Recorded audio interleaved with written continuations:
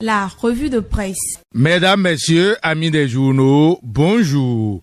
Décentralisation, le grand renouveau des exécutifs locaux. Titre Bénin intelligent pour noter que les profils académiques sont plébiscités. Cette désignation et installation des nouveaux maires amène le journal Le Progrès à relever que la jeunesse est à l'épreuve. C'est une prime à la jeunesse et à la compétence. Renchérie à Djaché News, une 5e mandature marquée par l'ascension de la jeunesse constate la boussole. 72 maires sont déjà aux commandes des communes. À en croire Le Matin, la liste de ces 72 maires est publiée par Quotidien Le Meilleur, journal fondé par Firmin Gbekkan. La liste de ces maires et leur adjoint installé est exposée dans les colonnes du quotidien La Cloche et dans Décryptage Info. Nom et prénom des maires élus pour la mandature 2026-2033 informe Le Soleil Bénin Info également. Les nouveaux maires du Bénin connus certifient l'événement précis. Visa Info et le quotidien du service public La Nation qui présente le nouveau visage de la gouvernance locale. Il s'agit d'une 5e mandature de la décentralisation qui est ainsi amorcée, relève Le Matinal qui compte 12 anciens maires reconduits, 4 femmes promues à la tête des communes. C'est une nouvelle mandature qui sans doute va écrire son histoire dans le livre de la décentralisation au Bénin, dans le milieu sportif et pour le mondial féminin. U20, les Amazones sont aux portes de l'histoire, constate Gaskiani Info.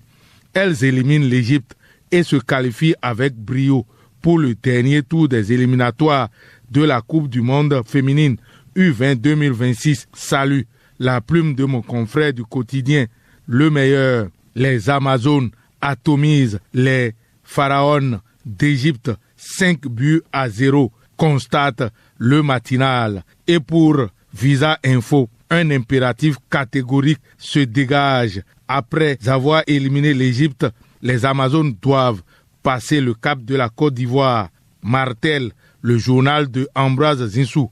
Visa Info. La Côte d'Ivoire se dresse donc comme un potentiel client sur le chemin des Amazones qui doivent sortir le grand jeu en mai prochain. Il faut alors mettre le temps à profit. Cela va de la responsabilité des joueuses, de l'encadrement technique et des dispositions que prendront les dirigeants du football béninois, rapporte Visa Info, pour ensuite faire une révélation au sujet des guépards. Nabil Trabelsi quitte le navire Gernot, promu au poste de sélectionneur des Aigles de Carthage U20 de la Tunisie. Nabil Trabelsi, alors sélectionneur adjoint du Bénin aux côtés de Gernot, va devoir quitter l'encadrement technique des guépards, révèle Visa Info. Une promotion qui rehausse sans doute son nom et l'honneur. C'est pour les Jeux d'hiver 2026 que la Cloche découvre que le Bénin marque l'histoire, et ceci grâce à Nathan Tibozo. Il honore le Bénin. Âgé de 21 ans, l'athlète est devenu le tout premier Béninois à participer à des Jeux olympiques d'hiver. Il a franchi la ligne d'arrivée à la 52e place. Malgré ce classement, cette participation constitue une étape historique pour le sport béninois qui voit un de ses jeunes talents représenter le pays sur la scène internationale de sport d'hiver pour la première fois, souligne La Cloche, journal dirigé par Edouard Sossouga, qui lève un coin de voile sur qui est Nathan Tibozo. Il honore ainsi le Bénin. Honneur, c'est cette réputation que le président Patrice Talon fait récolter au Bénin également. Dr Boris Assonhé, membre fondateur de l'Union progressiste Le Renouveau, souligne d'abord la clarté de la vision qui anime le chef de l'État. Selon lui, parmi les qualités qui font du président Talon un leader remarquable, à ses yeux, il place le courage au premier rang, rapporte La plume de mon confrère Damien Tolomissi dans les colonnes du journal Gaskiani Info. D'ailleurs, pour le management et le leadership, Patrice Talon écope d'une réputation. L'économiste de Léonard Dossou révèle que Patrice Talon est devenu un cas d'école dans des universités françaises. Elle s'intéresse à sa vision. Renchérit l'économiste, il cédera. Patrice Talon, bientôt le pouvoir à son successeur entre Hunkwe et Wadaï.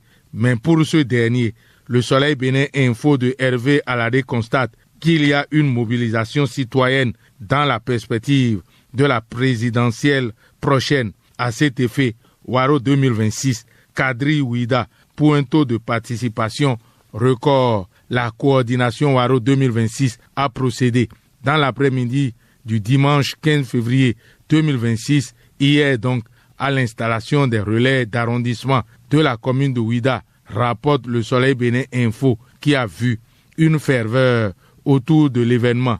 Waro 2026 installe ses relais dans tous les arrondissements de Ouida, confirme le matin à sa manchette, notant que la machine de la victoire de Wadaï est en marche.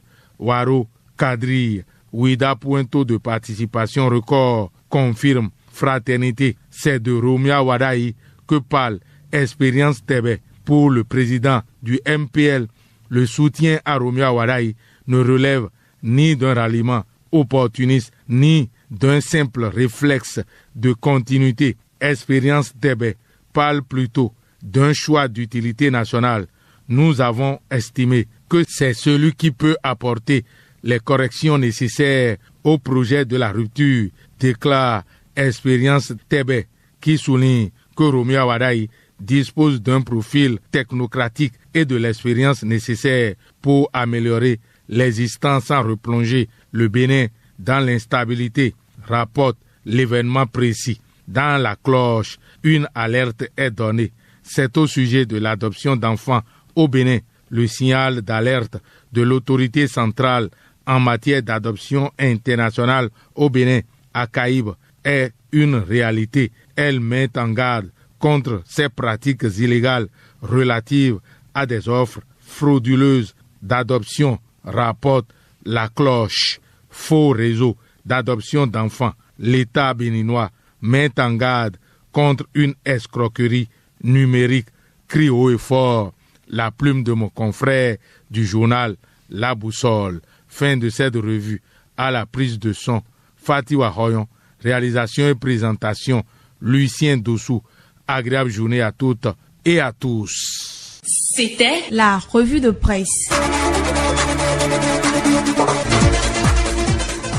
Retrouvez la revue de presse sur le site www.kpfm.com.